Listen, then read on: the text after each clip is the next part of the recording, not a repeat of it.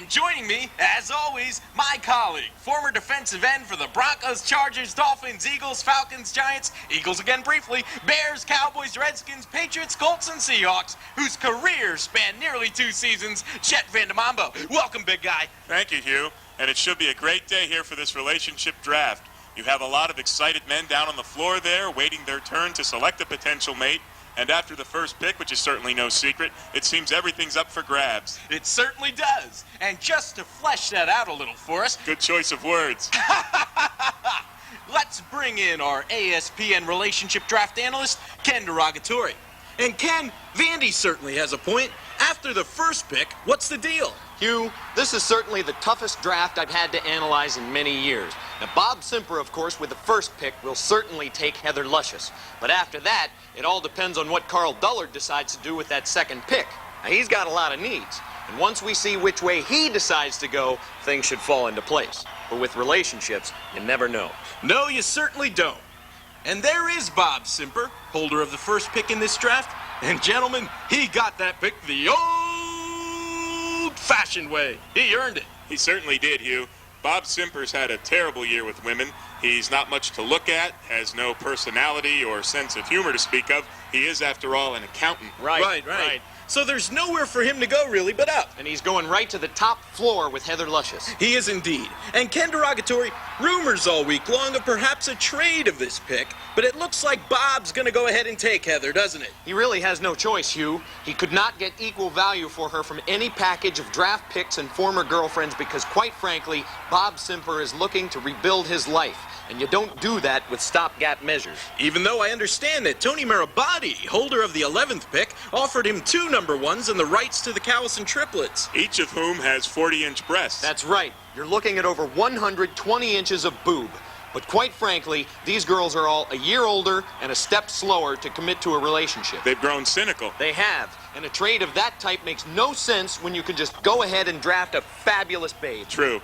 Well, right now, to see just how fabulous a babe Heather Luscious is, join us as we take a look at this Ken Derogatory profile. Frankly, I'd rather see something about the woman. It is. Oh.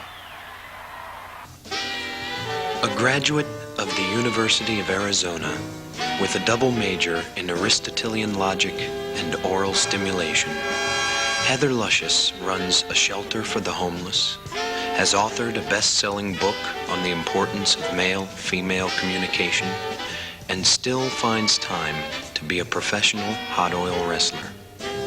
This caring, open, passionate woman has the body of a model, the mind of a scholar, and the soul of an angel, making Heather Luscious my number 1 pick.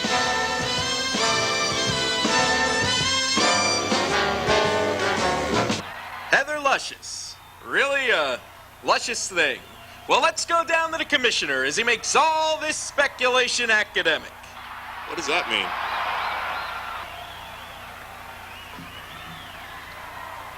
With the first pick in the relationship draft, Bob Simper selects Heather Luscious. Heather Luscious, University of Arizona.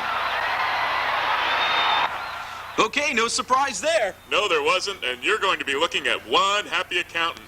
Can he sign her, Ken Derogatory? He should be able to, Hugh. He's certainly got the money. He's been living at his mother's house for the past 11 years. Well, let's go down to the floor, where our ASPN reporter Jade has got Bob Simper and Heather Luscious. Jade? Bob Simper.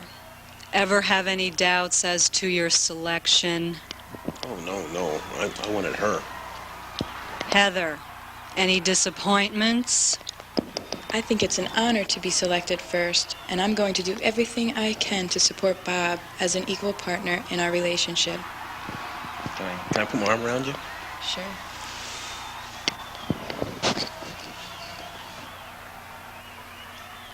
Okay, there you have it.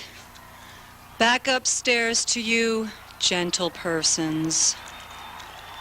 Okay, thank you, Jade. A woman of no fixed sexual preference herself. While Carl Dullard's on the clock with the second pick, And Ken Derogatory, what are his needs? Hugh, Carl Dullard's got needs across the board. Emotional, spiritual, sexual. Got a self-esteem problem too, doesn't he? Oh, absolutely.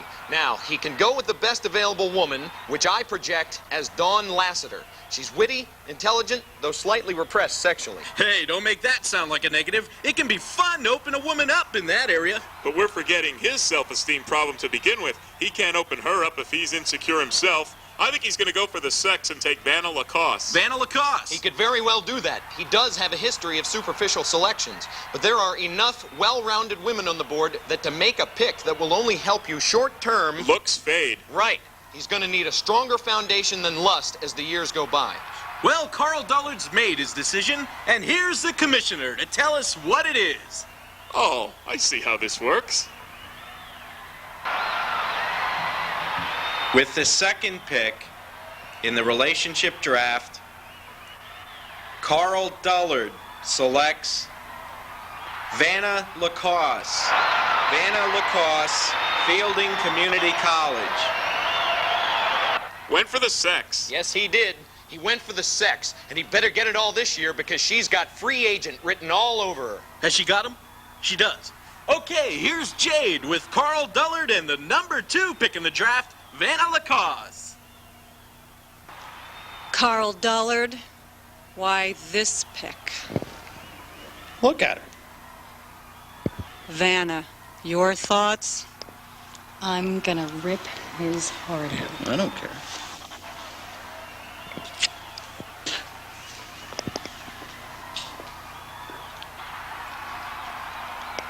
Boys?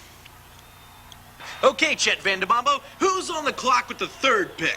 Hugh, that would be Steve Bly, the scenic landscaper, who's been pretty much a mystery leading up to this draft. Can't really get a handle on his intentions. Any guesses, Ken Derogatory? Chet's right, Hugh. Steve Bly did pass up most of the pre-draft dinner dates, so that could mean he's known all along who he would select, or he possibly has a trade in mind. Well, whatever his intentions, he's about to make them clear. Let's go down to the commissioner. I like the way you do that.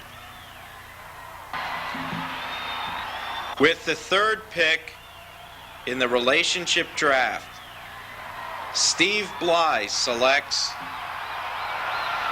the holder of the 8th pick, John Richards. John Richards? Wow. This crowd is stunned. I wonder what John Richards is thinking. Me too. Well, Ken Derogatory, what's going on? Hugh, this pick makes no sense from a heterosexual standpoint. You have some incredibly beautiful women on the board there. Dawn Lassiter, Elise Holden, and to select another guy? And not a very attractive one. So then we have to place this in a homosexual context. Absolutely. That would explain his lack of success with women, which in reality was just a lack of interest. Okay, well, I guess this old world of ours takes all kinds. I think it's beautiful. All right, let's move on to the 4th pick, which is Don Wordman. And Ken Derogatory, Don's in a unique situation. Yes, he is, Hugh. Through a series of choices over the course of his life, Don Wordman has put himself in a position where he simply has very little money. He's a nice guy, an intelligent guy, but he drives a bomb, lives in a dive, and is flat broke. I can't believe that's going to matter to these women. They're young, optimistic, willing to gamble a little more. Well, it matters more than you'd think, doesn't it, Ken Derogatory? All women want a mate they can rely on for a level of financial stability. That's right. Now, these women may not have the urgent needs of women in their 30s who are divorced with children, that sort of thing. Right. The fact that he is a nice guy will weigh a bit more heavily, but still, his track record has to give them pause about signing with him. So I'm not sure what he can do outside of a trade. Well, let's see. Let me do this one. Well, let's see what he'll do now from the commissioner here. There. With the 4th pick in the relationship draft, we have a trade. You called it, Ken Derogatory. Had no choice. He had no choice. Don Wordman trades the 4th pick for $500,000. Cash. That's exactly what he needed. Now he can go out and sign someone next year. The pick is traded to Chad Vandermullen. He has 5 minutes to make his selection. Wow. Talk about the rich getting richer. Chad Vandermullen, the youngest law partner in the state, a guy who has never qualified for the draft. I wonder what he's up to. So do I, Vandy, especially since he is married. Ken Derogatory, are we talking mistress here? It would seem so. Of the women on the board, who is psychologically vulnerable to being a kept woman? Hugh, there's quite a few. Janice Treadlow has a few inner demons and conflicts with her father which would make her susceptible. Melinda Days, for all her beauty, may not want the responsibility of being the central figure in a man's life. Sorry to interrupt, Ken, but it looks like Chad has made his pick. With the 4th pick in the relationship draft, Chad Vandermullen selects Caitlin Todd, Magic Time Daycare Center. Caitlin Todd, I've never heard of her. Chet, I have. This is a tremendous pick, the type only a Chad Vandermullen could make. She's definitely a project, but she has great potential, great bloodlines, and could really contribute down the road. So, Ken Derogatory, Chad Vandermullen was not looking for a mistress in the accepted sense, was he? No, he wasn't, Hugh. He's got an absolutely beautiful wife. But in 15 or 20 years, she's going to be showing signs of age. Wrinkles. That's right. And he, being a successful middle-aged attorney at that time, is going to want what all successful middle-aged men want. A trophy wife. That's right, a trophy wife. And in 15 or 20 years, young Caitlin Todd has the potential to be a total and complete babe.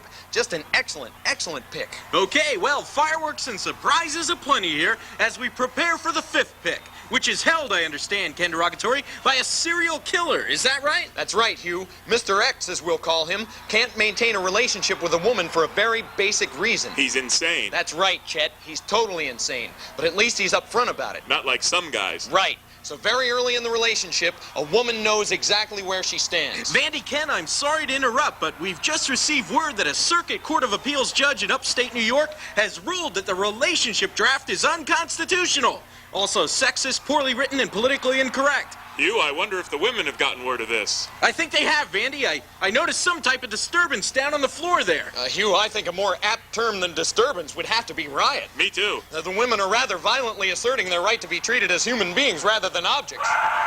That scream you just heard was the commissioner being castrated, was it not, Ken Derogatory? Yes, it was, Hugh. Sabrina Medvoy did that. She's the most muscularly toned of the women still on the board. Ken, I don't really care about the analysis. I'm more concerned for our safety. Let's get the hell out of here. Well, that about wraps it up here. For Ken Derogatory, the big guy, Chet Vandermambo, I'm Hugh Nelson saying... They're coming through the door!